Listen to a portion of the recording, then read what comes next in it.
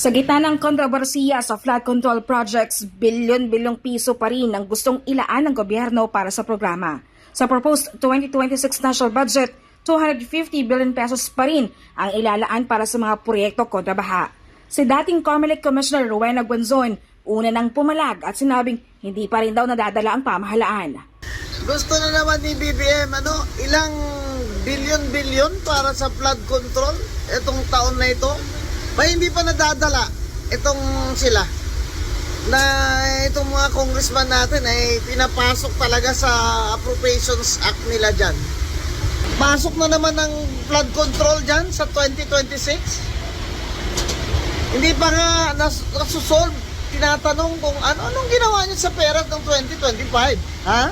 DPWH? Sila Votas Representative Toby Chanco, sinabi naman na ang korupsyon ang kailang ihinto at hindi ang proyekto sa flood control. The problem with flood control is the corruption.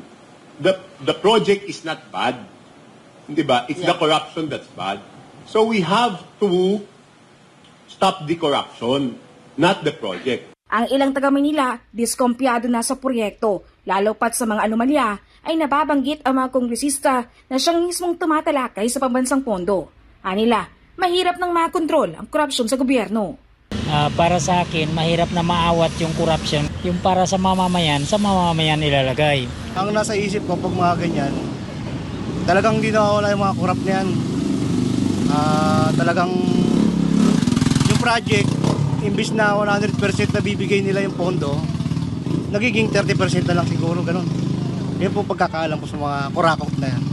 Hindi na matatanggal yan kasi kaugalian na ng Pilipino yan. Kahit sabihin mong kumbaga ilabas nila, so tulad ako, kung ako ang humahawak niyan, masisilaw ka sa pera. 'Di ba? So maglalabas ka pero hindi lahat. Tama naman yung sabi ni ni Senador Marcoleta kay Sir BBM, no? Kapag nga naman maglabas si Sir BBM ng project, kung po pwede sana may naka-assign na taga-palasyo na civil engineer na lisensyado at saka architect na mag-inspeksyon, yun ba talaga ay kailangan na i-construct gagawing flood control project or kaya dike. Kasi napanood ko kagabi sa balita na dapat talaga ilagay nga naman sa tama yung budget or naka-implement na talaga sa Malacanang Palace, no? Kasi yung paglalagay kasi sa sa mga project na flood controls po, kailangan matino din yung kontraktor.